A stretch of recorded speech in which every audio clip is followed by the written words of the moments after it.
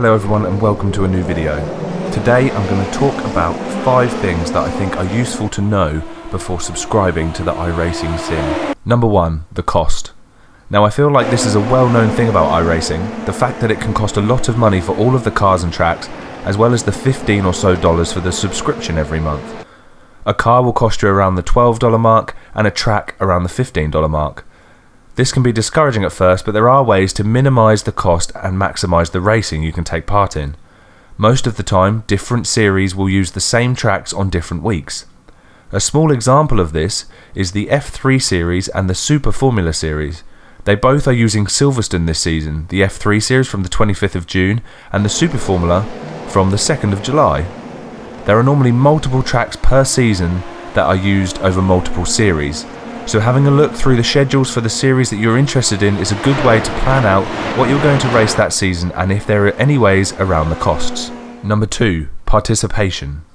Another thing to check before buying any content is the participation of the events. Sometimes the series you want to race may not have the participation to warrant the cost of the content. For example, I was really interested in racing the F1 series, but the participation wasn't great, and then to add to that the Super Formula release, which is basically an F1 car. The series is all but dead in my opinion.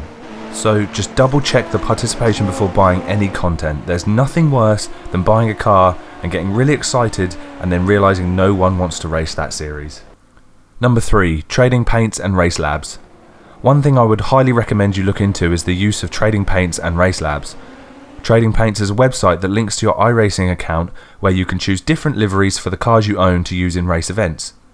You can either choose a livery created by another user or upload your own for either the whole community to use or solely just yourself. If you'd like to see how I make my liveries, you can click the banner in the top right of the screen. And RaceLabs is great for adding that touch of finesse to your in-game HUD. Now some people like the minimalistic approach that comes with iRacing, but personally I like to use this setup in RaceLabs. I have a Delta add-on and Standings add-on, an updated flag overlay and gear selection. I'll leave a link to both RaceLabs and Trading Paints in the description below for you to check out. Number 4, frequent races. A good thing about iRacing is that there is always a race available to take part in, whether that's using content you have purchased or the free content you get with the sim. Most series run every hour or two, and some have a fixed series and an open series that alternate every hour. No matter your preference, you are bound to find an event to take part in at any time of day. Number 5, practice pays. I can't recommend enough the value of practicing with combinations of cars and tracks that you want to race in the future. Just recently I've come back to the sim after 3 or 4 months and I wanted to take part in the Super Formula at Catalunya. I took part in a few practice sessions to get back up to speed and that paid off big time. I was able to qualify in 3rd and battle for the lead. If you would like to see the highlights of that race, you can click the pop-up in the top right corner. Practice allows quicker driving and better results, which obviously means more iRating.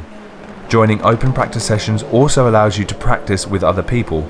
I find this helps with your spatial awareness and in turn a better safety rating as you are able to race cleaner. So there we have it, 5 things to think about before joining the iRacing sim. Thank you for watching. If you liked the video, hit the thumbs up, and if you'd like to see more iRacing and sim racing content, please subscribe down below.